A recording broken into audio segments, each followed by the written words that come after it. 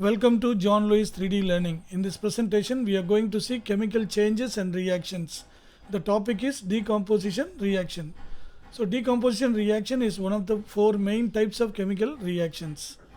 So, in the last presentation, we had seen combination reaction. So, now we are going to see the second type, decomposition reaction. So, what is meant by decomposition reaction? So, let us before define, let us understand by example so that the definition becomes very clear to us. So, a single compound split into two or more products. That's what. See, for example, if you take AB, that can be split into A and B. Or if you take a bigger compound, so maybe A, B, C, that may be split into A plus BC. Or if you take A, B, C, D, so that may be split into AD plus BC. Okay. So what does it mean? So a single compound can split into two elements. So these are all elements, no? A and B. A single compound can split into one element and one compound. Or a single compound can be split into what? Two compounds. AD one compound and BC another compound. So from this we can try ourselves to define what is meant by decomposition reaction. So a chemical reaction in which a compound splits into two or more simpler substances is called decomposition reaction. So based on the type of the products found, whether it is element or compound, so what are the various types of decomposition reaction? So when a compound is heated, so what you are getting? Product 1 and product 2. So it may be more than two products also. So generally we get two products. Sometimes we get 3 or 4 products also. So AB gives A plus B. So it's very clear, no? The compound split into two different elements. The second, there are 3 types. So the first type we had seen, no? Compound 1 split into element 1 and element 2. So what is the second type? When a compound is heated, so that decomposes into one element and one compound. One element and one compound. What is the third type? The compound can be split into two different compounds, or more than two compounds also can form. So now let us see some example for each and everything. So what is the first one? Compound on heating gives what? Element 1 and element 2. So what are the example? So here silver chloride, you take silver chloride AgCl. So silver Ag, chloride is Cl. Valency of silver is 1 and chloride valency is also 1. Therefore, when you interchange, we get AgCl. So that is how we are getting the formula. When it is in the presence of sunlight, we need not heat this one. Just sunlight heat is more than enough to decompose this compound. They split into silver and chlorine. So when chlorine is alone, that should be written as Cl2. There are 7 elements which should be written as dimer. What are they? Iodine, hydrogen, nitrogen, chlorine, oxygen, bromine. So what is the other one? I have no clever or bright friends in my, okay, friends, F2, fluorine. Okay, so you can simply remember I have no clever or bright friends in my class. I have no clever or bright friends. So you can, I have no clever or bright friends. So this is more than enough to get these 7 elements. I stands for iodine, the first letter H stands for hydrogen, then N stands for nitrogen, and Cl stands for chlorine, and O stands for oxygen, and here Br stands for bromine, and here F stands for fluorine. So these are the 7 elements. Now they always exist as twins. They cannot exist alone. So they are diatomic elements. They are diatomic elements. So when they appear alone, we have to write it as 2. For example, chlorine here, that should be written as Cl2. Okay, so silver in the presence of sunlight decomposes into silver and chlorine. Okay, so another example is for this decomposition reaction, you take mercuric oxide or mercury 2 oxide. So when it is heated, so thermally we have to heat here. So this split into what? this split into mercury and oxygen.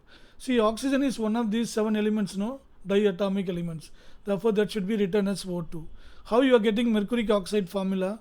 Mercury, oxygen, mercury 2, valency 2, oxide valency is also 2. Therefore, if you simplify 1:1, if you interchange, you will get HGO. That's all. That's why we are getting this formula.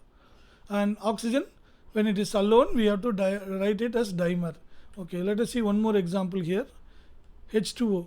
So when electricity is passed, see, the source of energy may be sunlight or heat or electricity. It can be anything. Okay, so this is due to thermal heating. This is by passing electricity, that is known as electrolysis, and here in the presence of sunlight.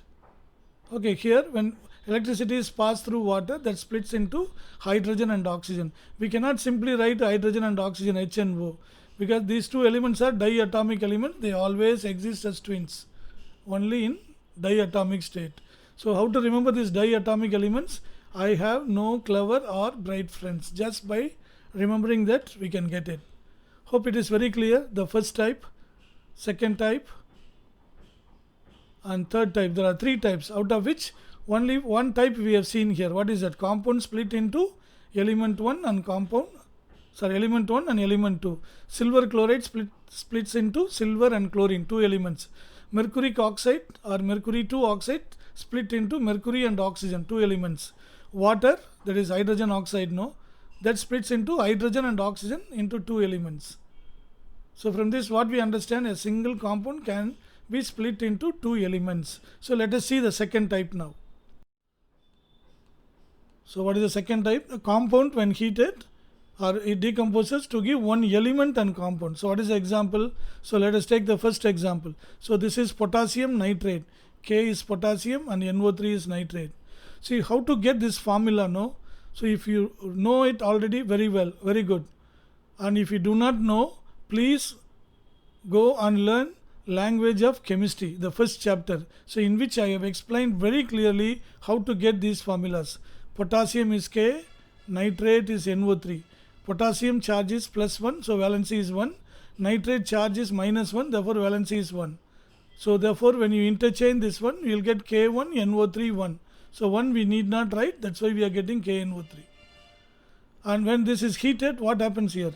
It splits into potassium nitrite and oxygen. See, out of these 2 products, oxygen is element and potassium nitrite is a compound, no? Because in which both positive and negative ions are present. So how can you get potassium nitrite? Potassium is K, nitrite is NO2, valency 1 and 1. Therefore we are getting KNO2. This is a compound, potassium nitrite. Therefore the product is one compound and one element. So this is what is the second type of decomposition reaction. Okay, now what is the third type? So when a compound is decomposed, what we are getting? We are getting 2 different products. Both are compounds. Both are compounds here. For example, calcium carbonate. So when calcium carbonate is heated, it decomposes to give calcium oxide and carbon dioxide. See, both are compounds. So positive, negative compound, and carbon and oxygen, positive, negative. Therefore, this is also a compound. So a compound split into 2 more compounds. So this is a third type of reaction. How you are getting calcium carbonate formula here? Calcium Ca, carbonate CO3. Valency of calcium is 2, carbonate valency is also 2. So if you do not know the symbols and valencies, again I am telling you, you go back to the first chapter, learn the language of chemistry very well. Only then this is possible to write and learn the equations very easily in the upcoming chapters. So here 2 and 2 can be simplified as 1:1. If you interchange, you will get CaCO3. That's why we are getting CaCO3. So that splits into calcium oxide and carbon dioxide. Okay, carbon dioxide, we can easily get the formula. Carbon, C. Di means 2, oxide. Dioxide means 2 oxygen. Therefore, we can get the formula from the name itself. But calcium oxide, we have to derive. Calcium oxide. So calcium valency 2, oxide valency is also 2. If you simplify the valency, 1:1. Therefore, when you interchange, you will get calcium oxide, CaO. So that is how we have to derive the formula. Hope you got it. So here the compound splits into 2 different compounds. So this is a third type of decomposition reaction. Okay, what makes decomposition a reaction happen. So 3 different ways we can make it happen. So by thermally heating, no, by supplying heat, by burning coal or by burning oil, we can produce heat, and in that heat the compound will decompose. That is what is known as thermal decomposition. Then electrolysis, by passing electricity. See here some example if we want to take. So lastly we learn calcium carbonate. So here we have to heat and you will get calcium oxide plus carbon dioxide. Here thermal heat. So we have to by burning coal or by burning oil we have to produce heat, and then we have to heat calcium carbonate. This is what is known as thermal heating. So electrolysis by passing electricity. So what we learn, when you pass electricity through water, what will happen? That will split into hydrogen and oxygen. Okay, what is the third source of energy to decompose any compound? Sunlight. For example, silver chloride. So when it is exposed to sunlight, that splits into silver and chlorine. Okay, of course afterwards you need to balance the equation.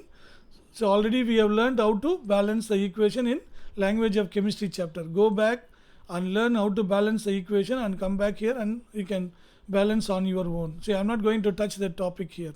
So what are the 3 ways by which a compound can decompose? By heating externally, or by passing electricity, or by exposing to sunlight. Hope you got it. So recap. So let's quickly recap. So what is meant by decomposition reaction? A chemical reaction in which a compound splits into 2 or more simpler substances is called decomposition reaction. So what is the second question? What are the various types of decomposition reaction? There are 3 types. No, a compound can be split into element and element. Second type, compound can be split into one element and one compound, or a compound can be split into 2 different compounds. It may be more products also. Okay, so these are the various 3 types. But what are the 3 sources of energy? What are the 3 sources of energy to make any compound undergo decomposition reaction? One is thermal decomposition, and the other one is electrolysis, and the last type is sunlight. And we have seen some examples also for all these types. So you have to learn and remember them thoroughly. Hope you enjoyed learning, and it was fun, no, to learn visually with full understanding. Thank you very much for watching. If you like it, please click the like button and share it with your friends. Until we meet next time, bye bye.